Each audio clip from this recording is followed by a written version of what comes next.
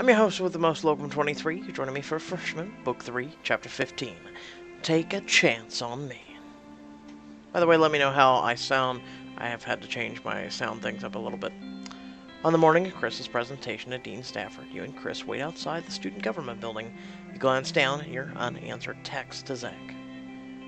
Zach, please tell me you're coming. Chris needs you. You promised you'd help him with his presentation. I hope we'll see you there. Ugh, I can't believe him.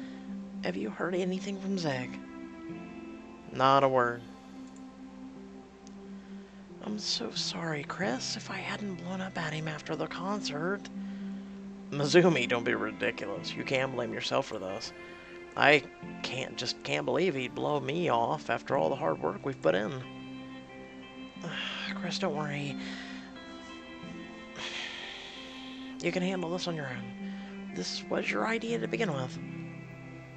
Zig was supposed to be our paragon. The proof that something like this could actually help people. Look, if Zig isn't fully invested in this, then it's probably better if he's just isn't there at all. You created this proposal from the heart. That's worth more than Zig has to offer. Chris sighs and head lowered.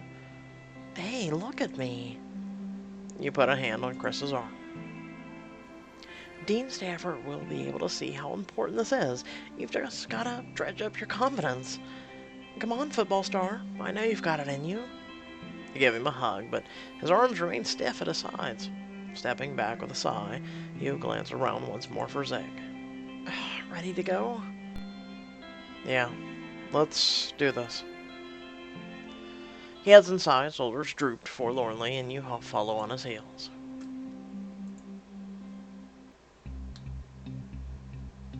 Arjun meets you at the door as at the front of the room, Sebastian is talking adamantly with Dean Stafford.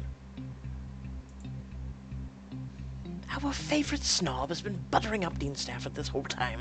I think I even saw them arrive together. Wait, where's Zig? Wasn't he coming with you? You and Chris exchange a look. Sorry, Arjun. Things didn't really work out. Oh no. Will you be okay up there without him?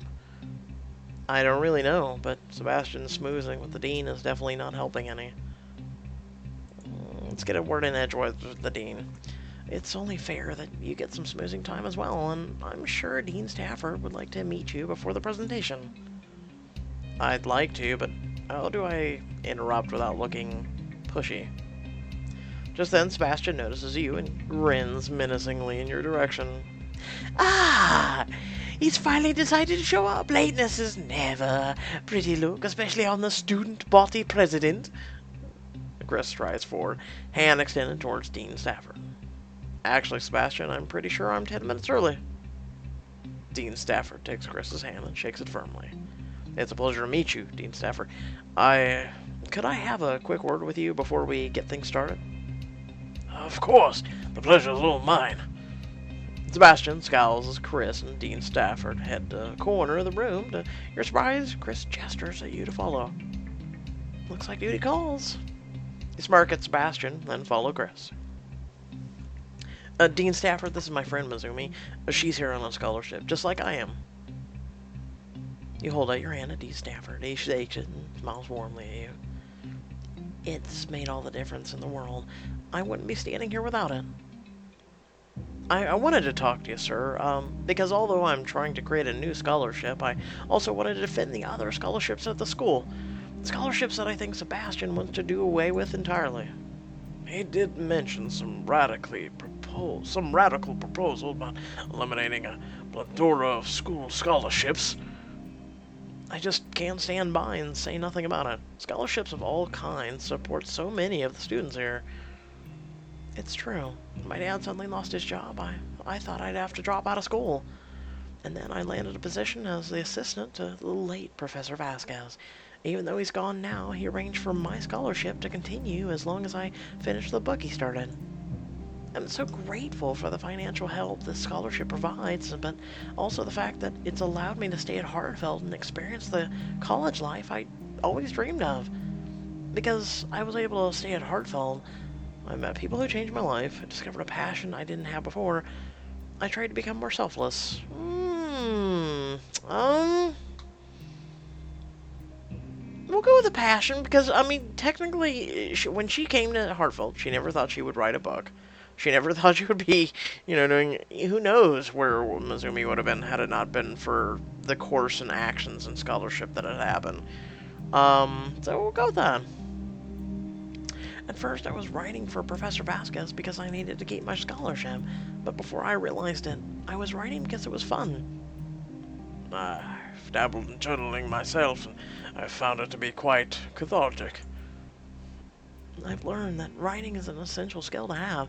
It's helped me better express my ideas and beliefs. It's even helped me to shape my goals. I came to Hartfeld not knowing what I wanted to do with my future, and now I think I may have found something worth pursuing. Professor Vasquez was a dear friend of the school. It's heartening to see the legacy he's left behind in you. Chris has a pretty touching scholarship story of his own. You smile at Chris in encouragement. I tried to steal a car in high school. It was a dumb mistake, and it left me with a criminal record, but it also left me with a desire to do better. I was lucky to have a football coach who was willing to take a chance on me and help me find the right path again. Thanks to the confidence football gave me, I was able to get my grades up and attend Hartfeld on a sports scholarship. But not everybody is as lucky as I was, especially when a criminal record is involved. All I want to do is help people with similar hardships. Dean Stafford sets a hand on Chris's shoulder. And I believe that's a perfect seg to end your presentation. I'm looking forward to hearing more about this proposal of yours.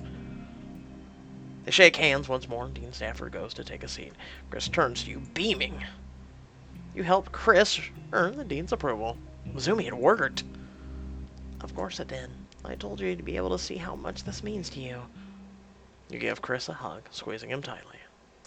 Thanks for always believing in me. You're well worth believing in, Chris. You push him gently towards the front of the room. Now go get him. Chris strides up front, and with a bounce in his step, you take a seat beside Arjun while Sebastian gets situated at the other end of the row. It seems like things are looking up for us.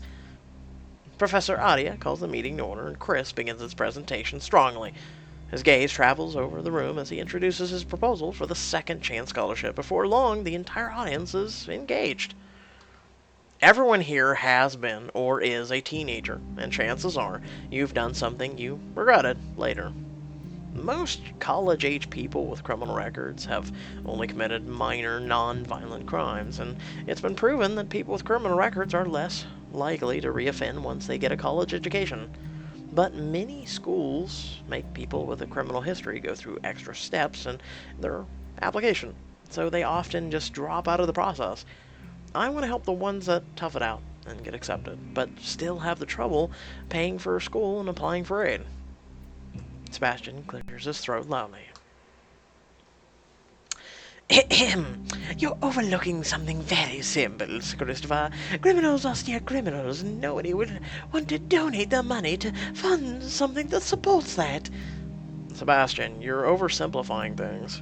Actually, he's overcomplicating things. Not really.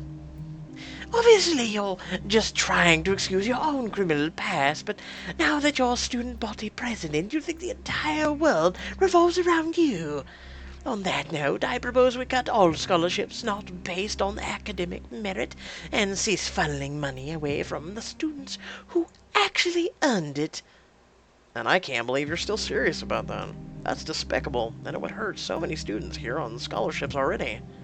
You mean students like you, who are here because they can throw a ball around?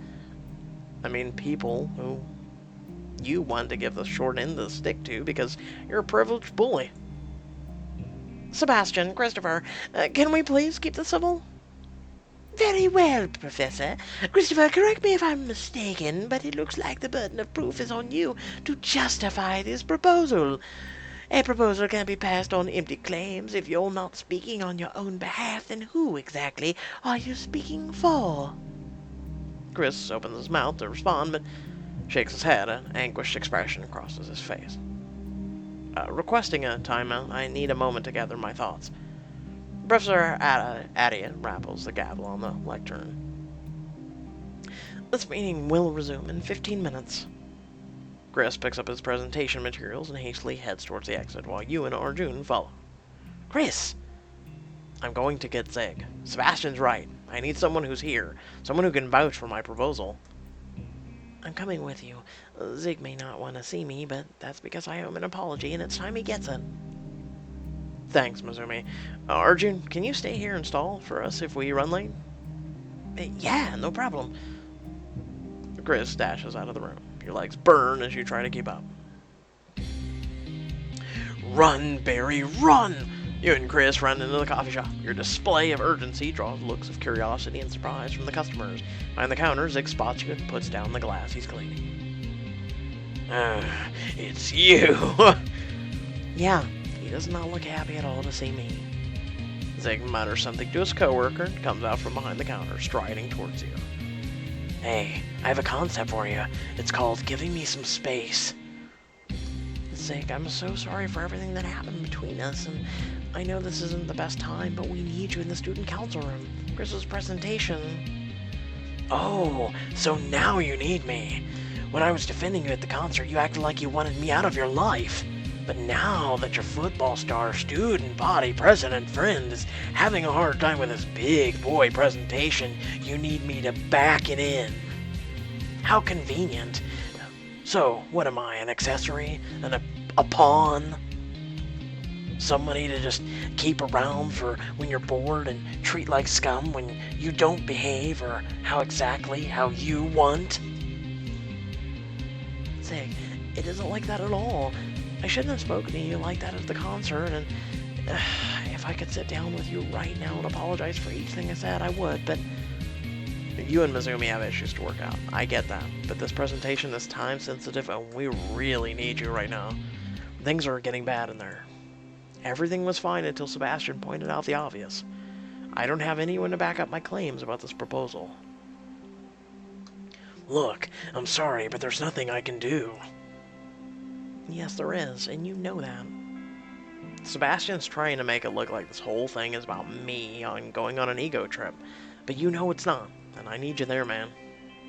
I hate to break it to you, but this whole thing, the proposal, me helping you, it was all just wishful thinking. It wasn't realistic. Even if I could help, what good will it do? I'd still have to deal with Sebastians of the world turning their noses up at me, and people like you two who just pity me. It's like, we're not pitying you. Chris relates to you, whether you want to admit it or not. Ha! Good one. As if someone who's had it easy as him could relate to me. Zig, we are mirror images of each other, but I still want you to succeed. I ran in here in the middle of my presentation because I care. Please, Zig, just let your walls down. Just for a minute.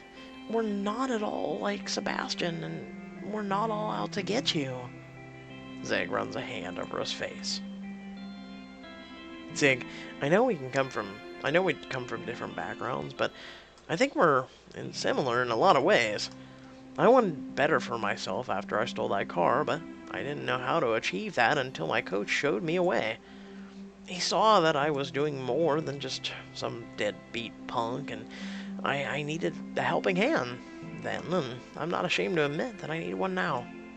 I need your help, Zig, and I have a feeling that you want better for yourself too. This might be the way. Zig looks between you and Chris, his glare finally falling away. Oh, man. I don't know how you don't hate me. I've caused nothing but trouble for you and your friends. I basically ruined Caitlin's show. I don't think that's true at all. Caitlin's been going through her own issues, and when she finally blew up, it was easiest for her to blame you. You check your phone. Chris, time's up. We need to head back. Zig, it's now or never. Zig looks your way. Sebastian wants to get rid of scholarships like yours too, doesn't he? Mine, Chris's, and who knows who else's. He wants to screw us all over. That snake. That's not happening on my watch. He heads to the counter to say something to his coworker, then strides back your way. Let's go, I'm in. Thanks. That's my man. Zig breaks into a reluctant smile, but it fades away quickly. Look, Mizumi, I know we've got some things we should deal with. Guys, save it for later. We have to go. You storm back into the student council room to find Arjun talking with Dean Stafford. Zig follows Chris up front where a relieved-looking Professor Adia raps the gavel on the lectern. Once everyone has retaken their seats, Chris directs his attention towards Dean Stafford. Dean Stafford, all I want to do is help people with criminal records who care about getting a higher education but can't afford one. You're still overlooking the word criminal in criminal record if you're advocating for the special treatment of violent thugs. Zig turns to Sebastian, staring him down. You want to know what someone with a violent criminal record looks like? Well, you've got one standing in front of you right now. A burst of murmuring comes from the audience. Zig begins calmly. I work as a barista on campus, but I'm not a student. When I was in high school, my sister broke up with her abusive boyfriend. I was helping her clear her stuff out of his place when he showed up and started getting aggressive. When she tried to walk away, he grabbed her and I tried to pull him away from her, and he threw a punch at me. Zig takes a deep breath. His eyes meet yours, and you nod. I beat him up, and I sent him to the hospital because I was defending my sister. I'm not proud of the things that went so far, but I am proud that I protected someone I love. I did my time in juvie. I'm working to support myself now, but I have a criminal record that'll never go away. It feels like a bookend on my life. He goes quiet, and the silence hangs heavy. You can feel the entire audience leaning forward in their seats. Chris takes advantage of the silence. Does anyone have any questions they'd like to ask Zig? You tentatively raise your hand. I'm sorry if this is too personal, but I was wondering, what was it like in juvie? How's your life changed since juvie? It feels like I'm walking around with a sign over my head that says damaged goods. Trying to find a job that won't turn me down the second they find out about my criminal record is tough. And so is telling my story to people. So consider yourselves pretty damn lucky. Quiet laughter fills the audience. The hardest part has been believing in myself. Being constantly aware of people's judgment has made me start to wonder if they're right. Someone in the audience stirs behind you, and Zig nods at them. Do you have any dreams and had to put on hold because of your record? I may not look the type, but I've always loved math. I was doing calculus my junior year of high school and scored high enough on the SAT to gain early admission into some colleges. Those admissions got rescinded the second I got this smudge on my record. My family's never been that well off, and I've got a ton of siblings and a single mom. I used to think, hey, I'm smart, I can go to college, get a degree, a job, earn enough to support us all. And now, I don't know if I'll ever do any of that. Have you tried to apply anywhere since leaving juvie? Zig looks over at Dean Stafford. I won't lie, I've looked up admission procedures here, and you ask about criminal backgrounds. That already feels like a rejection.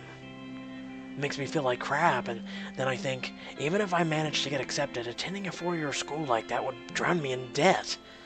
Still, I've made friends here, seeing students excited to learn and discover themselves, seeing their friends and professors supporting them. It's made me want to be a part of a bigger part of the community just by standing behind the barista counter. You begin clapping and several people catch on. Zig shoots you a grateful smile. Chris finishes off the presentation strong, and he and Zig head off by Dean Stafford as soon as the students begin leaving. You drift towards the doors with Arjun. I hope they're getting some good news. On the very slim chance that they are, they won't be once Dean Stafford finds out that your friend's violent tendacities aren't a thing of the past. Oh, And then people wonder why we hate him to this day.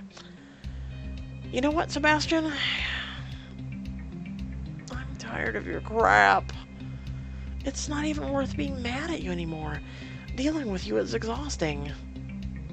Says the one who has had us twiddling our thumbs while you ran around campus corralling your friend. Whatever, Sebastian. I don't want to start another argument right now. Get back to us when you've run out of things to gripe about.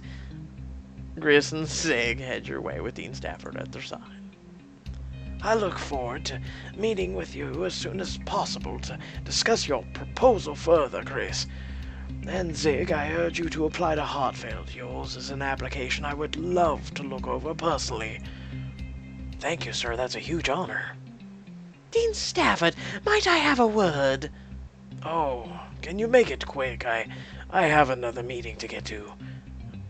Before following Dean Stafford through the door, Sebastian shoots you a group one last glare. As he looks of joy, he huffs and stomps away.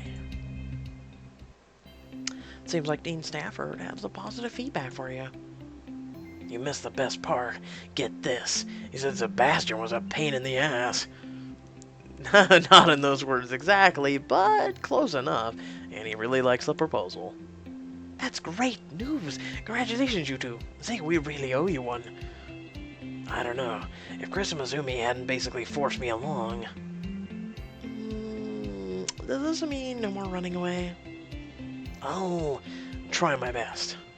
You might have to run after me again, though. The thrill of a chase. Gotcha. This obviously calls for a celebration. A dinner later this week, my treat. I've got plans tonight, but I'll text you about it later.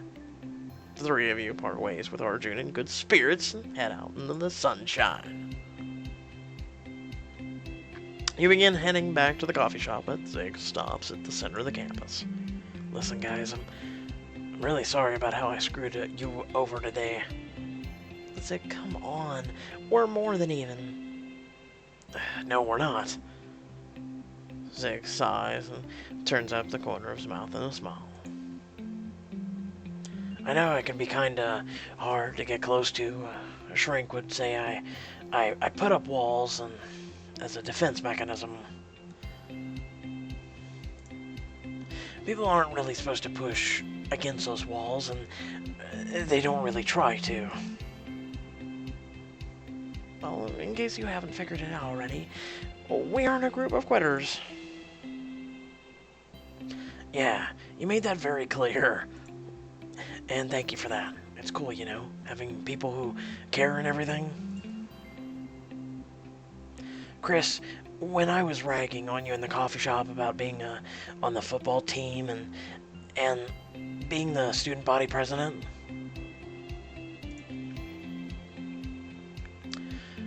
that's cool. It's great that, you know, you're doing all that stuff. I feel a heart-to-heart coming on. Just roll with it, okay? This is painful for me. I'm not great with apologies. And on that note, Mizumi... He meets your eyes and hesitates. I'll give you 2 minutes. Chris heads over to a bench and out of hearing range. This is that thing we should deal with conversation from earlier, isn't it?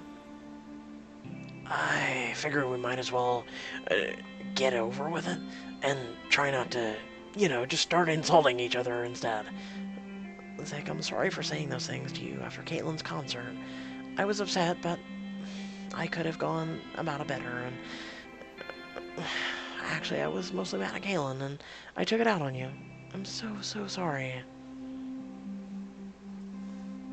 Are you and Caitlin okay? We've patched things up. Best friend status reestablished. I shouldn't have said she was dragging you down. I know how important she is to you, and that was... super shady? Yeah, it was. Zig grimaces. I'll work on my attitude if you work on not rubbing it in my face, 'cause that's shady too. Ouch, fair enough. So, are we cool? To be honest, yeah. You really came through today. Thanks for all your help in taking down Sebastian. Thanks for not giving up on me when I said all those nasty things in the coffee shop.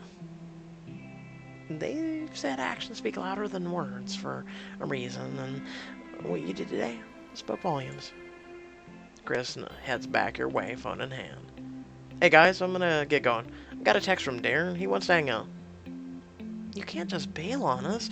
Besides, I got an idea. Uh-oh. I know that look. You've been plotting something. Come on. You make it sound awful. I was thinking we should throw a party for you two back at the suite tonight. I don't know. I'm not sure all your roommates would be happy to having me around.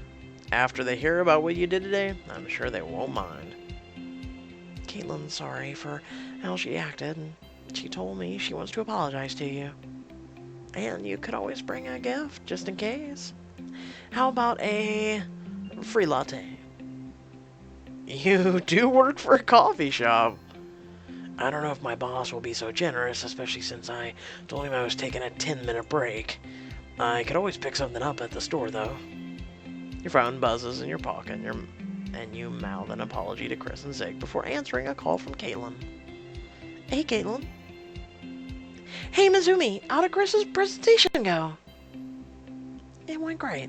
And guess what? Zig showed up. You're kidding me.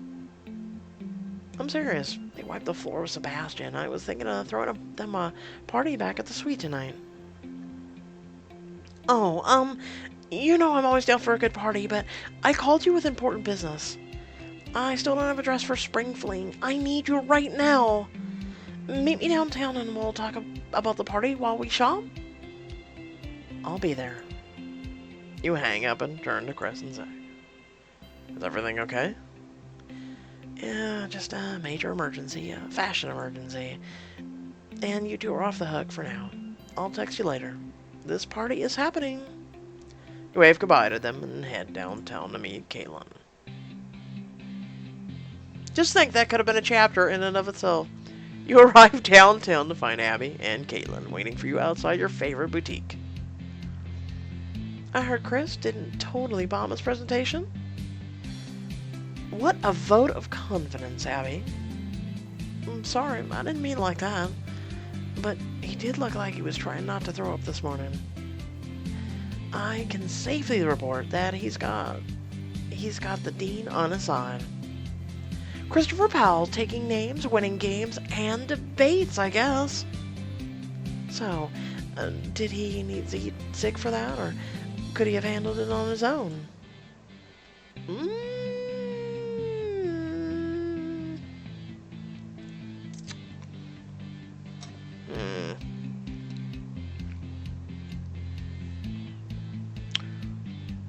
Without me, cute.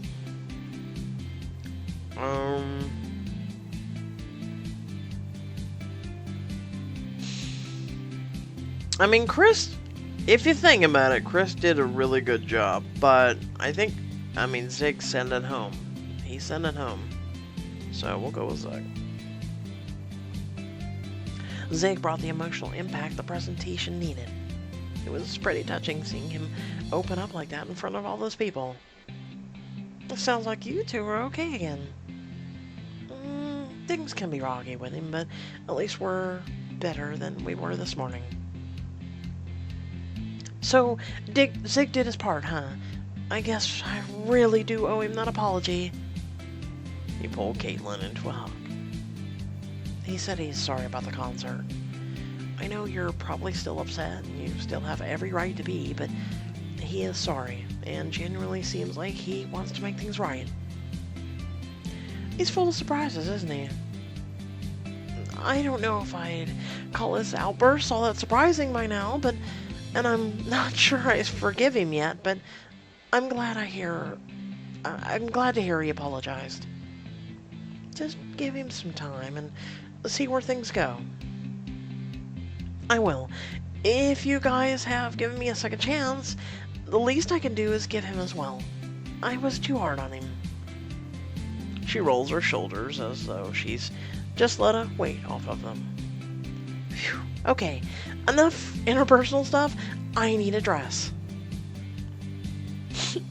I should have done Caitlin edition. because I get to see her in a beautiful dress. And then you get to take it off. I'm sorry. Oh, that was horrible. You all start sifting through the racks looking for the perfect dresses for the upcoming dance and laughing over the fashion disasters you find. Oh my god, Abby. My eyes are burning. Hot pink with black lace is early 2000s trash fire. You hold up a mud-colored paisley dress up against you. I don't think black and pink are not that bad.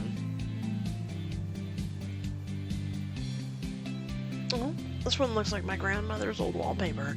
Nothing beats being a wallflower, am I right? Caitlin pantomimes gagging while Abby hangs off of her, eyes teary with laughter. I really needed this. I missed you guys. I can't believe all that band drama got between us. It was so stupid. It was one thing about after another, and it spiraled out of control so fast. But hey, we survived the spiral, and we're better off without it. Or for it. We've all gained at least a +1 wisdom bonus from the ordeal. Wisdom like suit mates before bandmates? How about just realizing we're all going to make mistakes, but we don't have to let that be what the end of the world. Or our friendship.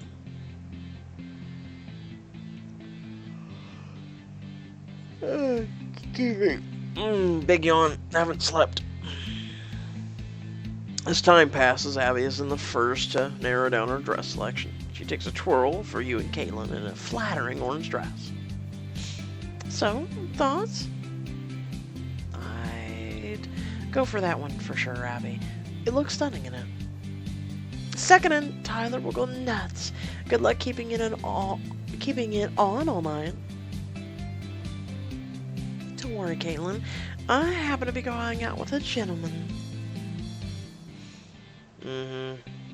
Wait till sophomore. Moving on. Okay, what about this one? It took 10 dresses to get here, but I think this one is by far the best, Caitlin. Okay, it's the best, but how do I look in it? Like Pixelberry highlighted a bit too much emphasis on certain aspects and assets. You look beautiful, and you'll be turning heads all night. Now you're talking. What about you, Mizumi? Get in there and try those on. You enter the dressing room and take your time trying on dresses. This is the last dance of the year. I need to look perfect. Okay, so we've got yellow as a basic. That is back when they didn't give you names. We'll go with blue one in this edition. Spring fling?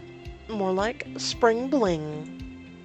I like the other one though a little bit more, but I figured the most expensive diamond one for now. We'll change it up. Probably the Caitlin one. We'll do the other one. You open the dressing room door to show off your look. Well, what do you think? Mizumi, that dress is to die for. I'd rather wear your dress, honestly. I think Mizumi looks like a total bombshell in it. I think you mean both. You purchase your dresses and fill Caitlin and Abby in on the plan to celebrate the boys' victory at the suite, and then head off to the shop for supplies. Suit. After a long afternoon out on the town, you return to the suite and begin setting up. Guys, the cookie recipe says bake until golden brown, but how brown is golden brown? You've never cooked before in your entire life, have you? Zach, you've eaten cookies before. This isn't rocket science. Eaten, yes. Bake, no. Stick a toothpick in the middle and see if it comes out clean. Hate to break it to you, Tyler, but I think that's just a cake thing. Zach, help me out with these streamers. The cookies will be fine. Just then, the doorbell rings. Oh, I guess Zig's early? You walk over and answer the door. Hey, Hey, Mazumi. James, what are you doing here? I'm back from LA for good, and I want to talk. More like you need to talk. James has crashed the party and doesn't look happy. Find out what happens, what he has to say in the next installment of Franchement, oui. Merci beaucoup. Vive la France. I don't know. I'm just spitting random crap right now. um, so how did I sound? Let me know in the comment section below. I had to tweak my headset because I've noticed in the videos, and it was starting to get worse. There was like a popping sound, like depending on how many decibels or how loud I would get or whatnot. And sometimes it wasn't even that; it would just randomly happen. It was starting to get annoying. Well, lo and behold, I found out that it had something to do um, with the noise removal. Okay? So having noise removal on, trying to remove noise, caused and generated noise. And having it turned off, which is now, is... It stopped the noises, but I don't know how I sound. I don't know if I sound like shit. I don't know. You know, I mean, you try listening yourself, and then you're like, well, will the audience say that I'm still doing a good job or not? So let me know. You guys are the fans. You guys are the community. You guys are the reason why I do this. With that being said, I hope y'all did enjoy. Feel free to head down the description below. We do have a Discord server. You can always come chat with me and other members of the community. You can share videos, links, the whole 9 yards. Also, in the description, there's some links to follow me on social media, as well as some links to support my channel. And until next time, thank you all for watching, and I'll catch you all in the next video. Peace.